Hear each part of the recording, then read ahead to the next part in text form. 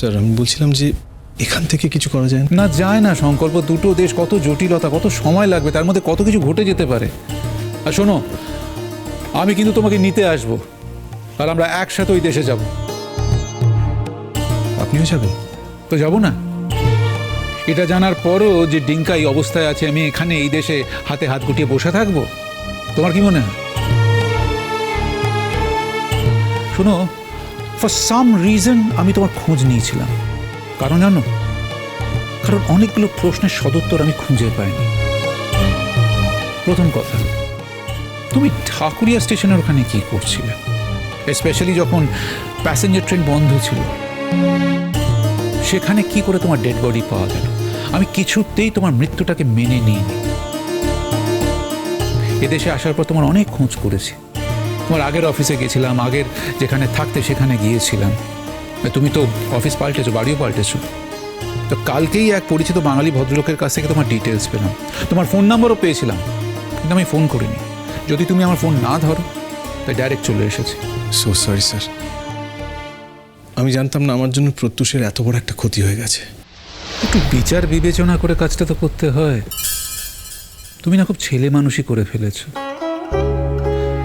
আসলে বোধহয় ছেলে মানুষই করার লোকটা সম্বরণ করতে পারোনি। তোমাদের বয়সে হয়তো এরকমই করে। তোমারই বয়সী তো হয়তো, তোমার থেকে কিছু ছোট বয়সে আমিও এই ছেলে মানুষই করে কলকাতা ছেড়ে, আমার দেশ ছেড়ে এই দেশে চলে আসি। তোমারই মতো আমার ভেতরেও প্রত্যাখ্যানের যন্ত্রণা, কিছু না পাওয়ার যন্ত্রণা ছিল। তখন আমিও ছেলে মানুষই করে ফেলেছিলাম। অবশ্য আমার সেই সময় ছেলে মানুষিতে কারো কোনো ক্ষতি হয়নি, কারো কিছু এসেও যায়নি। তাই তোমার এই জেস্টারটার কথা আমি বুঝতে পারছি। আমার মনে হয় তুমি খুব অবচেতন মনে, হয়তো তুমি চাওনি, কিন্তু অবচেতন মনে অর্ণাকে ধাক্কা দেওয়ার জন্য এই দেশ ছেড়ে চলে এসেছিলে এরকম ভাবে, তাই না? এনিওয়ে, আমি আর কোনো রকম অ্যানালিসিসে যেতে চাই না। তোমার সাথে তাহলে আমার রাতে দেখা হচ্ছে। শিওর, আপনার অ্যাড্রেসটা দিন, আমি ঠিক পৌঁছে যাব। না না না না, আমি তোমায় পিক আপ করতে আসবো, তোমাকে আর বিশ্বাস করছি না। স্যার, অবিশ্বাস করার মতো কোনো কাজ কিন্তু আমি করিনি। পাক্কা আসবে? পাক্কা। বেশ, শিওর ইউ আর। এটা আমার কাজ। থ্যাঙ্কস। ঠিক আছে, আর তোমাকে ডিস্টার্ব করবো না। You carry on with your work. আমি যাচ্ছি।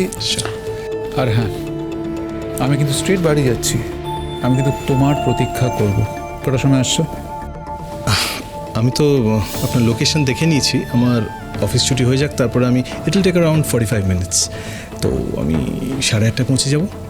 বেশ, যা দোষ করেছো তার জন্য যা শাস্তি দেবো মাথা পেতে নেবে। আমার সাথে ডিনার করবে। With pleasure. See you.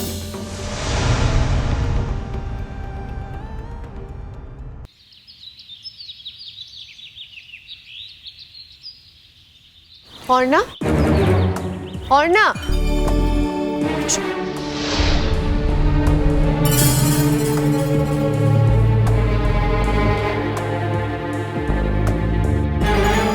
তুমি কিছু বলবে বলছিলে?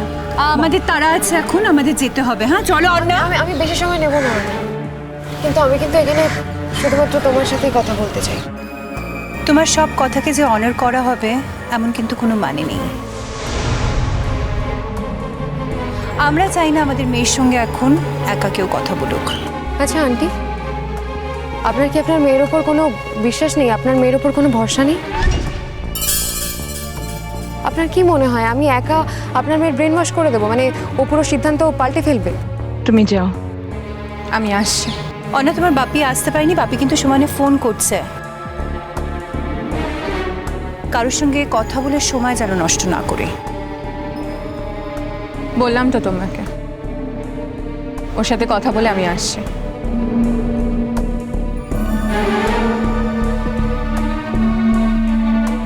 তোমরা তো এত বন্ধু, কি ব্যাপার আজকে তুমি প্রত্যুষের সাথে কথা বললে না? প্রত্যুষের অবস্থা দেখে ভালো লাগবে না, তাই কথা বলবো না।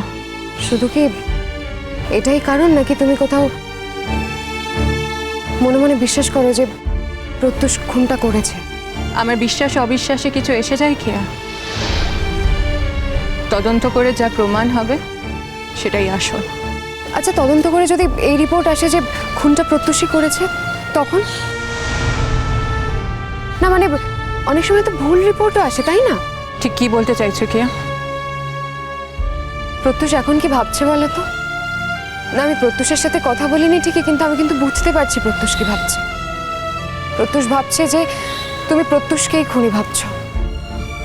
আচ্ছা, প্রত্যুষ এই যন্ত্রণাটা কিভাবে সামলাবে বলতে পারো?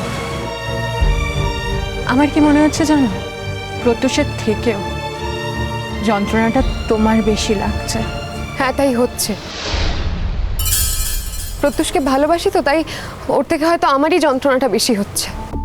তোমাদের ভালোবাসার কথা শোনার সময় নেই। মানসিকভাবে না আমি খুব বিধ্বস্ত কেয়া। কেন বলো তো অন্না? না কিসের জন্য? আমি বুঝতে পারছি সংকল্প চলে গেছে, সেটা একটা কারণ, কিন্তু সেটা ছাড়াও কি অন্য কোনো কারণ আছে? আমার হাজবেন্ডের মতন হাজবেন্ড এই পৃথিবীতে একটাও আছে কিনা আমি জানি না কে। সংকল্প চলে যাওয়ার পর ওর জায়গা আমি কিছুতে ফিল আপ করতে পারছি না। ও যে নেই সেটা মেনেই নিতে পারছি না। ওর অনুপস্থিতি আমি সহ্য করতে পারছি না। যতবার নিজেকে বোঝানোর চেষ্টা করছি, সবাই শুধু এটাই বলে যাচ্ছে এই ঘটনার পেছনে প্রত্যুষ আছে, আর ততবারই আমি। শোনো না অন্না, তুমি একটা কথা বলো তো, তুমি কি বিশ্বাস করো প্রত্যুষ এই কাজটা করতে পারে? মানে আমি জানি না কিয়া, সব গুলিয়ে যাচ্ছে। তার মানে কি তুমি সত্যি সত্যি বিশ্বাস করো যে আমি বিশ্বাস করতে চাই না কিয়া, চাই না আমি বিশ্বাস করতে। আমি চাই সংকল্পের খুনি যেন উপযুক্ত শাস্তি পায়। আমি ভাবতে পারি না প্রত্যুষ খুনি,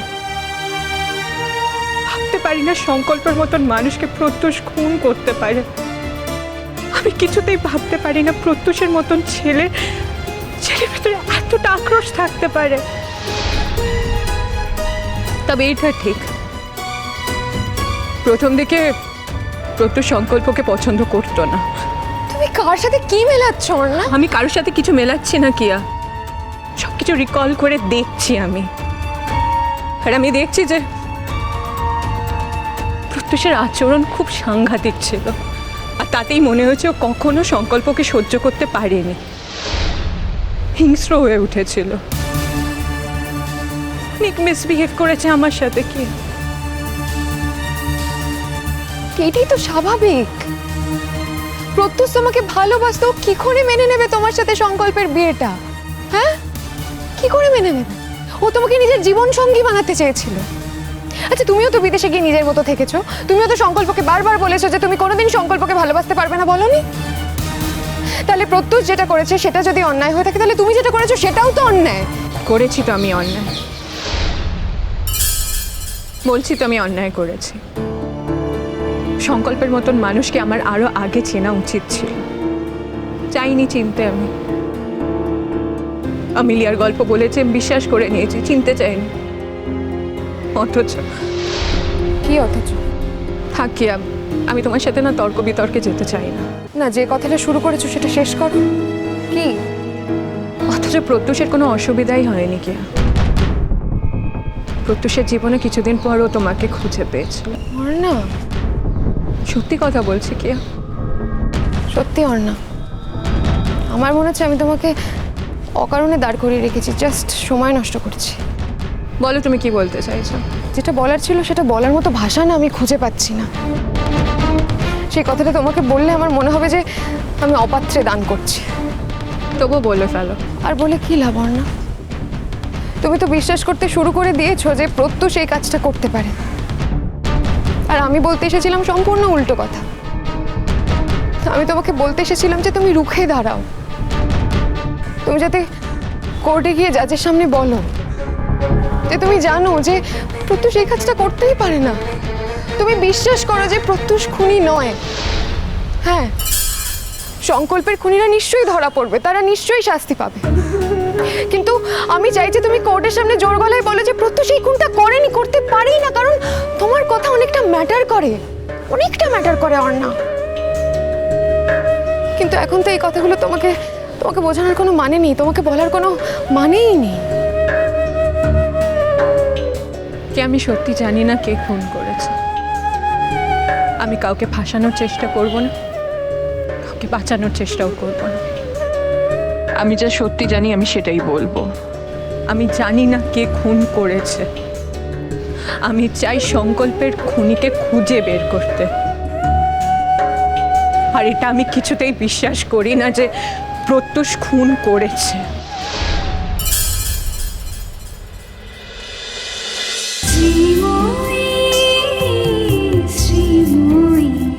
স্টার জলসার প্রিয় শো দেখার জন্য সাবস্ক্রাইব করুন আমাদের ইউটিউব চ্যানেলে এবং আপডেটেড থাকার জন্য প্রেস করুন বেল আইকন। চলো চলো চলো চলো পাল্টাই।